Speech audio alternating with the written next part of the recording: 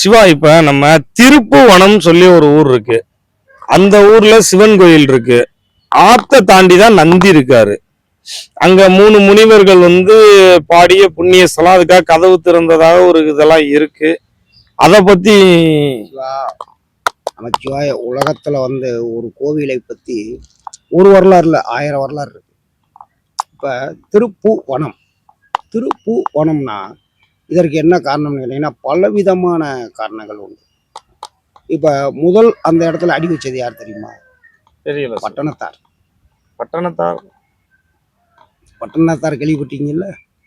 படிச்சிருக்கேன். எவ்வளவு பெரிய முனிவர் அவர்! சுயம்புவா லிங்கமாவே மாறினாரா? அந்த மனிதன் தான் திருப்புவனத்தில் முதல் காலெடுத்து வச்சவர். அவர் உலகம் முழுவதும் வணிக வளாகத்துக்கு போய்கிட்டு இருந்தார். அப்போ அவருடைய வணிக வளாகம் எப்படி சிறப்பா நடந்தது அப்படின்னு கேட்டீங்கன்னா, ஒவ்வொரு நாளும் காலையிலும் ஒரு சிவலிங்கத்தை பார்த்து பூஜை செய்யாமல் உணவு அருந்த மாட்டார். ஒவ்வொரு நாளும் பகல் முழிச்சோன்னு குளிச்சுட்டு ஒரு சிவலிங்கத்துக்கு பூஜை செய்துதான் சாப்பிடுவாரு. அவர் சாப்பிட்ற வரைக்கும் அவரோட வணிக வளாகம் பண்ண அவருக்கு சேவகர்களும் அதே நிலை தான். அப்ப அவருடைய மருமகனும் கூட போயிருக்கான், அவருடைய மனைவியோட தம்பி. அப்ப இவர் ஒவ்வொரு நாளும் ஒவ்வொரு லிங்கத்தை தேடி தேடி பூஜை போடுறதுக்குள்ள இவங்கனால பசி தாங்க முடியல. அன்று ஒரு முறை ராமநாதபுரம் வணிக வளாகம் செய்து வரும்போது திருப்புவனம்ன்ற இடத்துக்கு வர்றாங்க, தங்குறாங்க. வனத்துல தங்கும்போது இவனுக்கு அவர் எழுந்துறதுக்கு முன்னாடியே அவருடைய மச்சானுக்கு பசி எடுத்துருச்சு. ஆகா, மாமா போனார்னா சிவலிங்கத்தை கண்டுபிடிக்காம நம்மளை சாப்பிட விட மாட்டார். பசி நம்மளால இப்பயே தாங்க முடியல, இதுக்கு ஏதாவது ஒரு மாற்று வழி செய்யணும்னு யோசிச்சான்.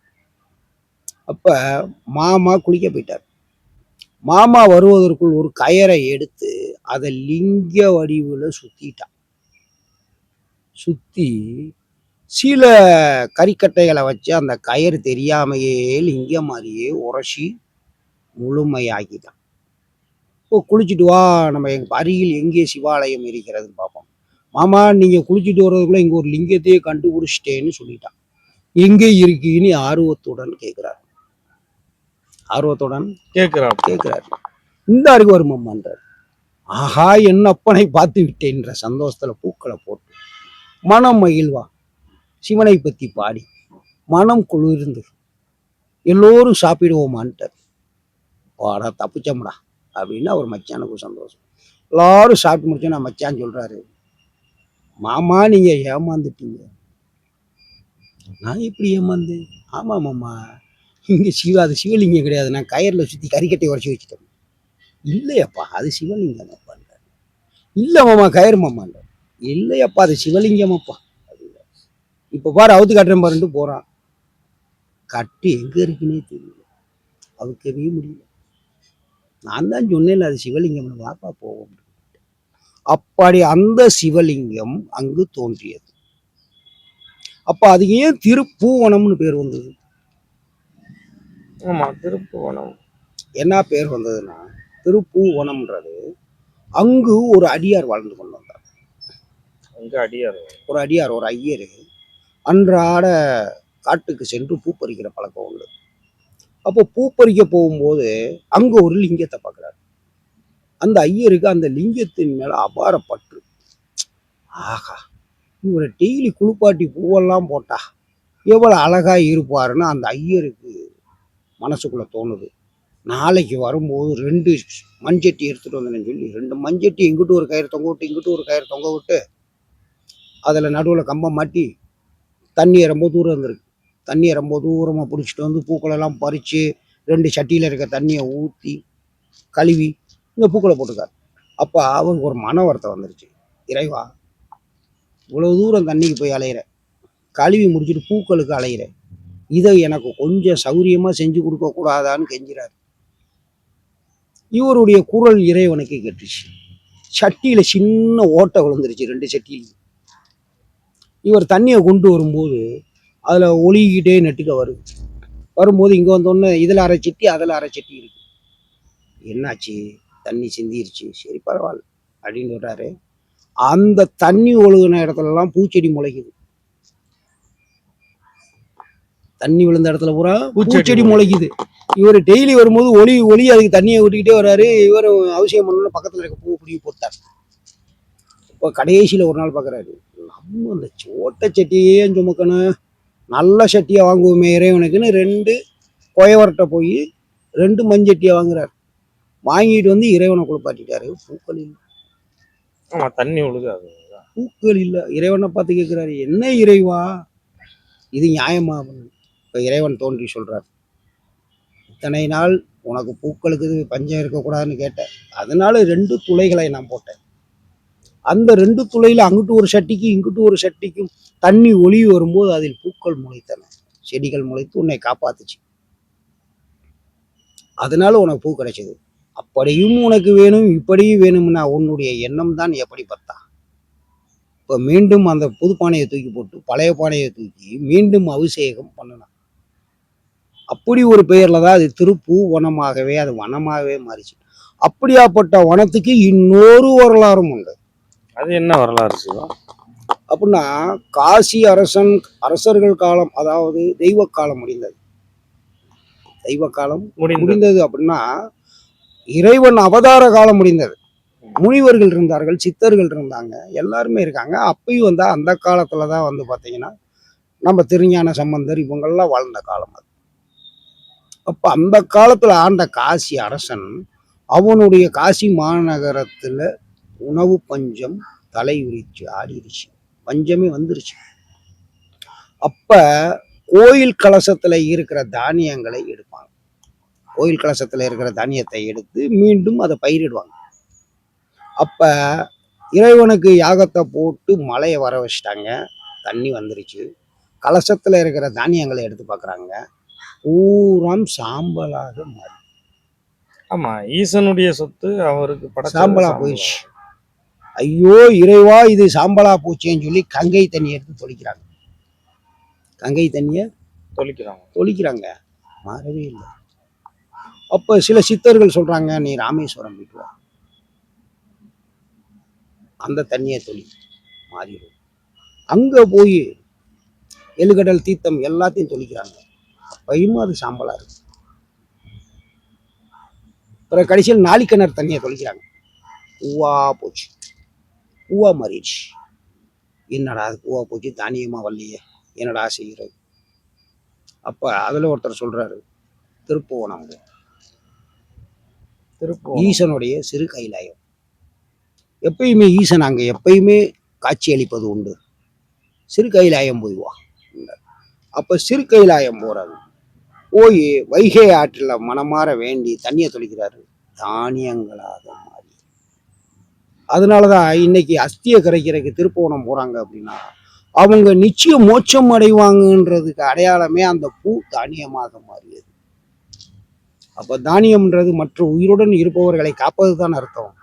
அதனாலதான் திருப்புவனத்துக்கு போய் அஸ்தியை கரைக்கிறது. அப்ப அந்த திருப்புவனத்துல இன்னொரு கதையும் உண்டு சாமி. என்ன சிவா? இல்ல, உங்களுடன் பேச பேச நிறைய சுவாரஸ்யமான விஷயங்கள் கிடைக்குது. அவளுக்கு பேரு புனித வள்ளி. யாருக்கு பேர் சிவா? ஒரு அடியாருக்கு பேர். சரிங்க சிவா. அவங்க நாட்டியம் ஆடுவதில், அரசபையில நாட்டியம் ஆடுவதில் அவங்களுக்கு அவ்வளவு சந்தோஷம். அப்படி நாட்டியம் ஆடி இருக்கும் பொழுது அவங்களுக்கு இன்னொரு சந்தோஷம் என்ன கேட்டீங்கன்னா, வரும் அடியாறுகளுக்கு உணவளிக்க வேண்டும்ன்ற ஒரு சந்தோஷம் அவங்களுக்கு.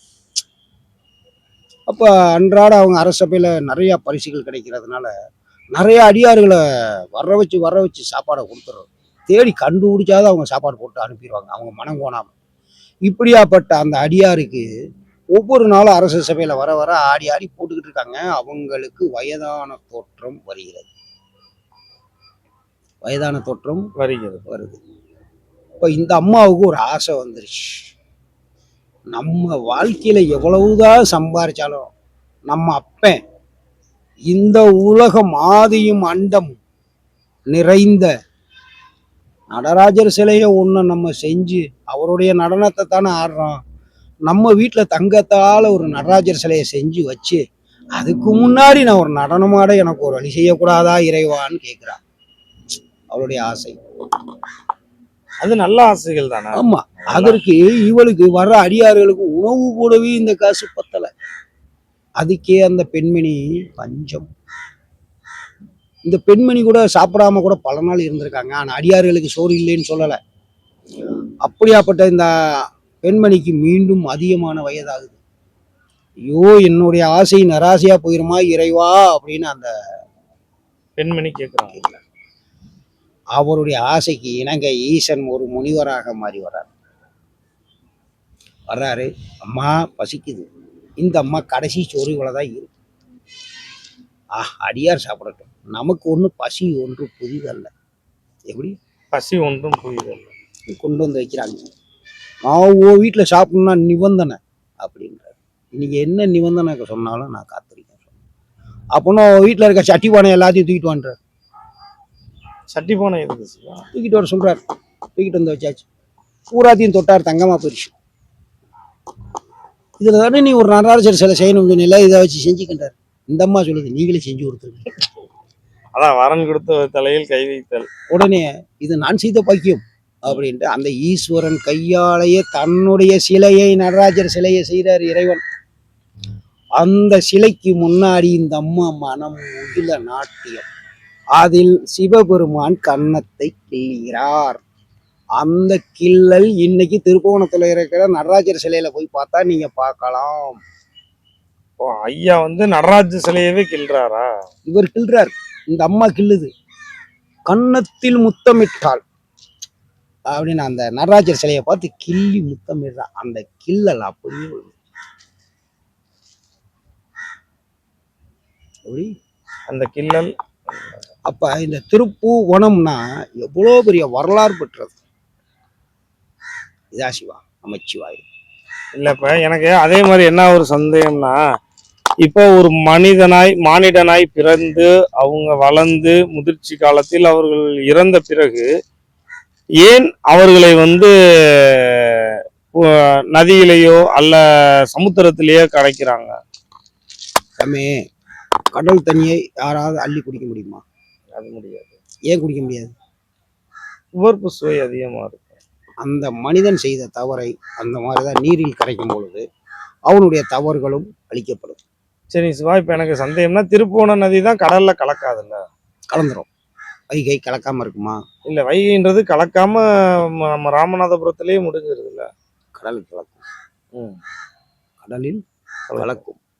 கலக்காத நதி எதுவும் இல்லை. இல்ல, அனைத்து நதியும் தோன்றுவதே கடலில் இருந்துதான். இல்ல வைகை வந்து புனித நதி, அந்த நதி வந்து கடல்லே கலக்காத நதின்னு மிகப்பெரிய அமைப்பு. நீ போய் ராமநாதபுரம் போய் பாரு, அதற்கும் ஒரு பெரும் உடைய உண்டு. எந்த நதியாக இருந்தாலும் கடலை அடைந்தால் தான் அது செய்த புண்ணியம். அந்த கடலில் எந்த ஒரு உயிரா இருந்தாலும் தாயிடமே அடக்கம். தாயிடமே அடக்கம். அப்படின்னா அந்த கடல் போய் இந்த தண்ணீர் போய் அந்த கடல்ல போய் சேருது சொல்லுங்க. அதுலதான் தாய் இருக்கு. அதுல என்ன தாய் இருக்கு சொல்லுங்க? பார்க்கடல் வாசன் பெருமாள். பார்க்கடல் வாசன். எங்க வாழ்றாரு? பார்க்கடல் தான். தாயிடம் போகாமல் யாரிடம் போகுது? அது உண்மைதான். அது உண்மைதான். இன்னைக்கு நம்ம எவ்வளவுதான் வளர்ந்துறதுனாலும், இப்போ ஒரு சின்ன உதாரணம் சொல்றேன். இப்போ இந்த ஒரு பழம் இருக்கு. இது பழுத்து சில பேர் திம்பாங்க. கண்டிப்பா. சில பேர் காயை திங்கிறாங்க, சில பேர் பிஞ்சை திங்கிறாங்க. இல்ல, காய் எப்படி கசக்குங்களா? ஒரு சில காய் சாப்பிட்றாங்களா, சிலது காயா சாப்பிட்றாங்க, சிலதை பிஞ்சில தான் சுவையா இருக்குன்னு பிஞ்சை சாப்பிட்றாங்க. சிலர் முக்கா காய் நல்லா இருக்குன்னு சொல்லி முக்கா காய் சாப்பிட்றாங்க. சிலர் பழுக்க வச்சு சாப்பிட்றாங்க, சிலர் ஊற வச்சும் சாப்பிட்டு போறாங்க. அப்ப இந்த பழங்கள் தானே இது மொத்தத்துல பேரு. இந்த பழங்களை ஏன் சாமி ஒவ்வொரு நேரத்துலயும் ஒவ்வொரு விதமா நீ சாப்பிட்ற? அது தெரியல. காயாவும் திங்கிற, பிஞ்சாவும் திங்கிற, சிலது பூவாவும் திம்ப. அப்ப பிறக்கும் குழந்தை ஏன் இறக்குது? அந்த மாதிரிதான் பூ. அப்ப அந்த பிறக்கும் குழந்தை எங்க கொண்டு புதைப்ப? பூமி தாய்கிட்ட தான் புதைப்ப. அப்ப 10 வயசுல ஒரு குழந்தை இறந்துருக்குன்னா அந்த யார்கிட்ட கொண்டு கொடுப்ப? இந்த பூமி தாய்கிட்ட கொண்டு கொடுப்ப. 20 வயசுல இருக்கிறவனை யார்கிட்ட கொண்டு கொடுப்ப? இந்த பூமி தாய்கிட்ட தான் கொண்டு கொடுப்ப. 50 வயசுல இருக்கிறவனை யார்கிட்ட கொடுப்ப? பூமி தாய்கிட்ட தான் கொடுப்ப. அப்ப நீ எப்படி பூ காய் பிஞ்சுமா சாப்பிட்றியோ அந்த மாதிரி இந்த பூமி நம்மளை வளர வச்சு அதுக்கு நாம் பக்குவப்படும் போது நம்ம உயிரை எடுத்து அது திங்கும். அதுதான் உயிர் பிரிப்புக்கு அடையாளம். அப்ப இந்த பூமியில 20 வயசு 10 வயசு ஆகனா இந்த பூமியில விளைஞ்ச எல்லாத்தையும் நீ திங்கிற. அம்மா கொடுத்தத நீ தின்னுகிட்டு இருக்க. இந்த அம்மாவுக்கு பசி எடுக்கும்போது உன்னே தின்றுது. அப்ப ஒழுக்கம் நெறி முறையுடன் நீ வாழும்போது உன்னுடைய ஆயுள் காலத்தை நீ முழுமையாக வாழலாம். அப்ப நீ இல்ல சிவா, இப்ப ஒழுக்கம் அப்படின்னா என்ன விதமான ஒழுக்கங்கள்? மனிதன் எந்த தவறும் செய்யாமல் அவனுக்கு கிடைத்ததை மற்றவர்களை துன்புறுத்தாமல் வாழ்வது. ம். முடிந்தவரை மற்றவர்களை துன்புறுத்தாமல் வாழ்வது. அதாவது உமக்கு இருக்கும் உனக்கு பிடித்த இறைவன் எதுவோ அந்த நாமத்தை சொல்லி யாருக்கும் துரோகம் செய்யாமல் உன்னால் சாகும் வரை இது ஒரு கடினமான தவம் போராட்டம். இல்ல சிவா, எனக்கு இப்போ என்னுடைய சொந்தப்பட்ட ஒரு கருத்தை கேட்கிறேன் நானு. இப்ப என்னுடைய உடன் பிறந்தவருக்கு நான் செய்ய வேண்டியதெல்லாம் செஞ்சு அவங்க வீட்டுக்கு நான் அனுப்பிட்டேன். அவங்க இப்ப நல்லா தான் வாழ்ந்துகிட்டு இருக்காங்க. இப்ப மறுபடியும் நான் எனக்கு ஏதோ தரேன்னு சொன்னாங்களோ, இப்ப அதை கேட்டு இப்ப கேஸ் போட்டிருக்காங்க. அப்ப இது போன்றது தவறா இல்ல கர்மா? கருமா இல்ல அதுக்கு அவங்களுக்கு என்ன விதமான தண்டனைகள்? அதாவது உமக்கும் அவருக்கும் எப்படி கர்மா என்றால், இந்த ஜென்மத்தில் நீ அவரிடம் பெற்ற கடன், இந்த ஜென்மத்தில் அண்ணன் தம்பி. அப்ப அவர் கடனை நீ எப்ப தீப்ப? அந்த ஜென்மத்தில் அவர் அசிங்கப்படுத்திருந்த, இந்த ஜென்மத்தில் உன்னை அசிங்கப்படுத்துறாரு. நீ நினைக்கிற ஒரு தாய் மக்கள். அப்ப நான் வந்து எப்படின்னு கேட்டீங்கன்னா, அவங்களுக்கு எல்லாமே செஞ்சு அவங்க நல்லா இருக்குன்னு நினைக்கிறேன் நானு. அவங்க என்னை மேலும் மேலும் துன்புறுத்திக்கிட்டு தான் இருக்காங்க. இது வரைக்கும் அவங்களுக்கு நான் கடுகளவு கூட எந்த விதமானதும் நான் நினைச்சது இல்ல. இது எப்படி கருமான்னு சொல்லுவீங்க? நான் எனக்கு தெரிஞ்சு இன்ன வரைக்கும் நான் ஒரு சிறு விடை சொல்றேன் சார். இல்ல, ஏன்னா இது வரைக்கும் என்னோட ஒரு சிறு விடை சொல்றேன். இதுக்கு உனக்கு சிறு விடை சொல்றேன். நம்ம மாணிக்கவாசர் எவ்வளவு பெரிய ஞானி சொல்லுங்க. அது இருக்கு. இந்த ஞானியினுடைய வரலாறு மாணிக்கவாசகர் தான் உங்களுக்கு தெரியும். அதற்கு முன்னாடி அவருக்கு ஒரு பிறப்பு உண்டு தெரியுமா? இல்ல, தெரியல சார். அப்பிறப்பில் அவர் முனிவர். அப்பிறப்பிலும் முனிவர் தான். அப்ப பாண்டிய நகரை நோக்கி அவர் பறந்து கொண்டிருக்கும் போது குடுவை கீழே விழுந்தது. குடுவைன்னா என்ன? நீர் கொண்டு போக ஒரு கமண்டலம். கமண்டலம். அது கீழே விழுகுது. கீழே நிக்கிற படையின் தலையில விழுந்துருச்சு. காவலர்கள் நிக்கிறாங்க, விழுந்துருச்சு. காவலர்கள் யார் அது மண்டையில மேல போட்டதுன்னு பார்த்துட்டு மேல பார்த்தா ஒரு முனிவர். அவர் கீழே இறங்கிக்கிட்டு இருக்காரு. இந்த முனிவன் வேணுக்கு முன்னே நம்ம தலையில அந்த குடுவையை போட்டு விட்டான்டா, வாடா நம்ம தளபதியிட்ட போய் கொடுப்போம். தளபதியிட்ட கொண்டு கொடுக்குறான்.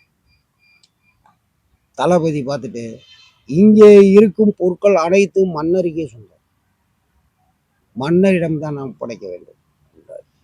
இப்போ அந்த முனிவர் வந்து, ஐயா என்னுடைய குடுவையை கொடு, எனக்கு நான் வெகு தூரம் போவேன், ஏதா இருந்தாலும் மன்னர்கிட்ட பேசி வாங்க. பாண்டிய மன்னை சபைக்கு போயிட்டேன். என்னாச்சு பிரபு? இவர் போகும் பொழுது நம்மளுடைய காவலன் மேல் இவருடைய குடுவை விழுந்து அவருக்கு மண்டை உடைந்து விட்டது. அதனால இவரை குடுவையை எடுத்து உங்ககிட்ட நான் கொடுக்க வேண்டிய சொல்லுவேன். என்ன முனிவரே, அவர் சொல்றது உண்மையா? உங்களை போர் முனிவர்களை நாங்கள் மதிப்பது உண்டு, ஆனால் நீங்கள் இவ்வாறு செய்யலாமா? நான் வேண்டும் என்று செய்யலை. ஆகாய மார்க்கமாக பறக்கும் பொழுது என் இடுப்பில் இருந்து தவறி விழுந்து விட்டது, அதற்கு நான் மன்னிப்பு கேட்கிறேன். ஆகாய மார்க்கமா பண்ணுங்களா? அப்படி ஆகாய மார்க்கமா நீங்க அவ்வளவு வேகமா போக வேண்டிய கால நேரம் என்ன? எங்க அப்பன் கைலாயநாதன் என்னை கைலாயத்துக்கு வர சொல்லியிருக்காரு. அவர் கொடுத்த நேரம் இன்னும் கொஞ்ச நேரம் தான் இருக்கு, நான் அதுக்குள்ள போகணும். இல்லைன்னா அவரை பார்க்கறதுக்கு இன்னும் எத்தனை ஆண்டுகளா நான் காத்திருக்கணும்னு எனக்கு தெரியாது. தயவு செஞ்சு உனக்கு குடுவையை கொடு, உனக்கு ஒரு புண்ணியமா போகுது, உனக்கு வர வேணா தர்றேன்.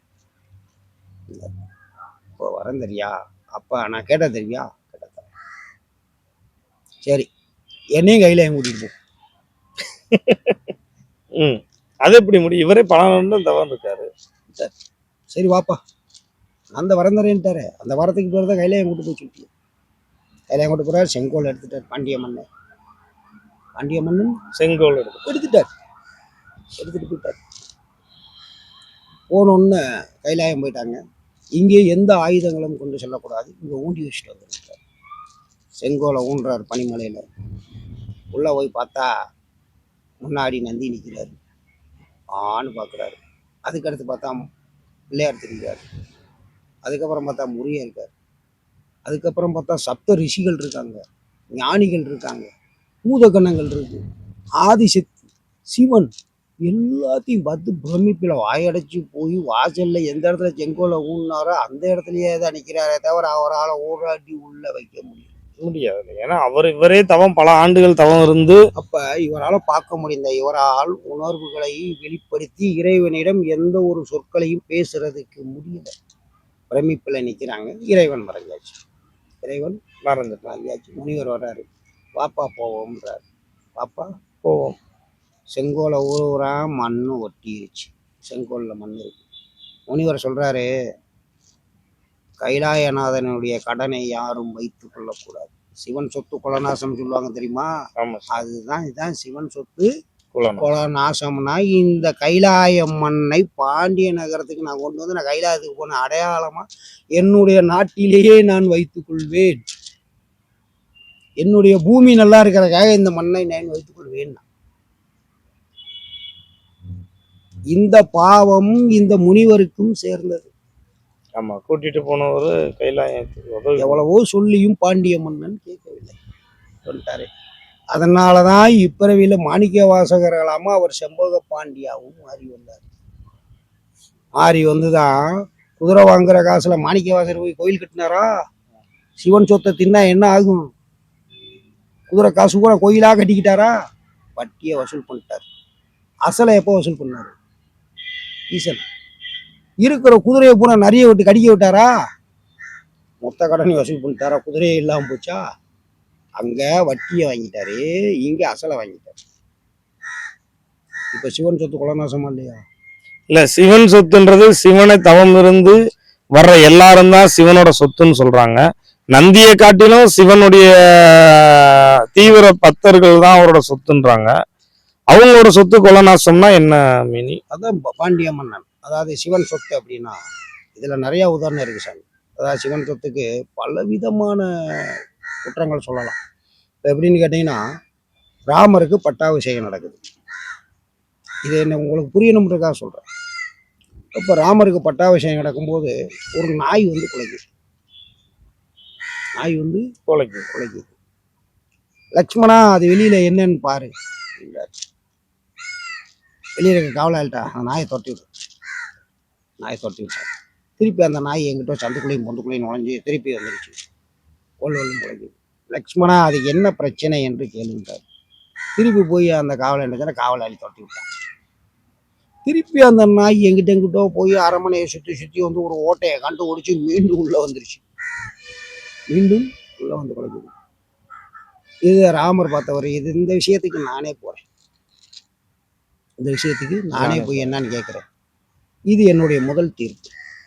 நாய் வந்திருக்குன்னா அதுக்கு ஏதோ ஒரு குறை இருக்கு. போறாரு, போய் கேட்குறாரு, என்ன உனக்கு பிரச்சனை? பிரபு, என்னை ஒரு பிச்சைக்காரை அடிச்சுக்கிட்டான். யாரா அந்த பிச்சைக்காரன் பிடிச்சி இழுத்துட்டு வாங்கினாங்க. ஏன் நாயை அடிச்சாரு? பிரபு, காலையிலேருந்து கொலைப்பட்டினியா இருந்து இப்போத்தான் எனக்கு சோறு கிடைச்சி. அதை வச்சுட்டு போய் குடிக்க தண்ணி மூண்டு வரக்குள்ள அந்த நாய் வாங்கி வச்சு பிடிச்சிங்க.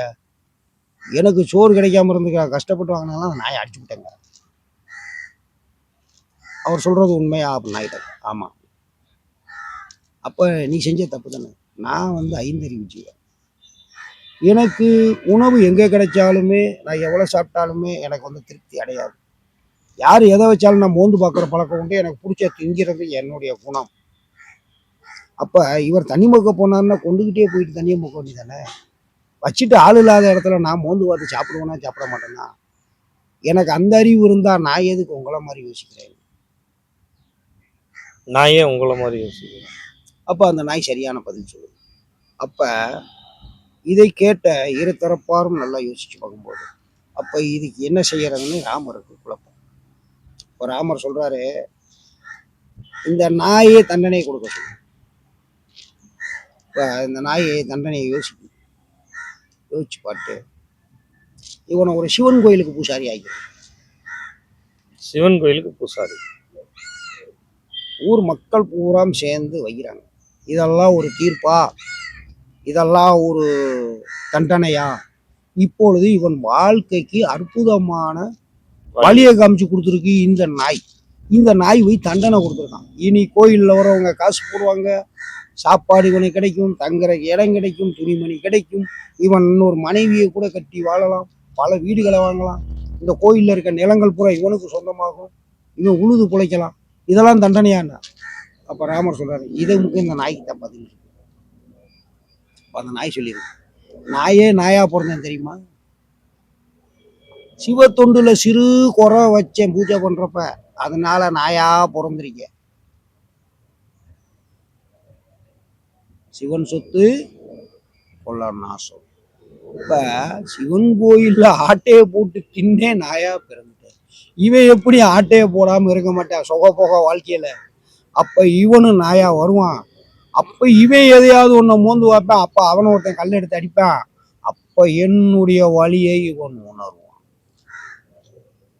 அப்ப அவங்கவுங்க செஞ்சதை கண்டிப்பா உணர்ந்துருவாங்க. அப்ப அனுபவிக்கணும். அதான் சிவன் சொத்து குலநாசம்னா இதை இப்படித்தான் சொல்ல முடியும். இல்ல ஏன் இதை நான் சொல்றேன்னா, என்னுடைய மனம் அந்த அளவுக்கு எல்லாத்தையும் இழந்து உட்கார்ந்து இருக்கிறப்ப தம்பி, நீ செய்த தவறுக்கு நீதான் பொறுப்பு. நீ செய்த தவறுக்கு உன்னுடைய குழந்தை இல்லை அப்படின்னா, நீ செஞ்ச தவறுக்கு உனக்கு இன்னொரு கதையும் சொல்றேன். சொல்லுங்க சொல்லுங்க. இப்ப வால்மீகின்றோம். ம். வால்மீகி எவ்வளவு பெரிய முனிவர். ஆமா. இல்ல அந்த இது ஏற்கனவே நம்ம பேசியிருந்தோம். பெரிய முனிவர் அவரு. போட்டீங்கன்னா அந்த இல்ல வீடியோ, என்ன போடல, பெரிய முனிவர் அந்த வீடியோ இருக்கா வேணுமா? இருக்கு. அப்ப அதான் பதில். கட் பண்ணுங்க. ஓகே.